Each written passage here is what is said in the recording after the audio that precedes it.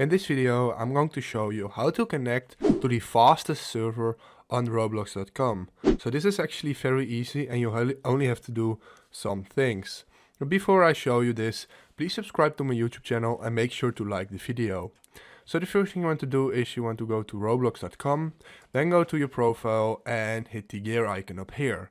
Then hit settings and you want to go to the Roblox settings and you want to go to the location. So my location is set to Finland and the server of Finland is actually not very fast.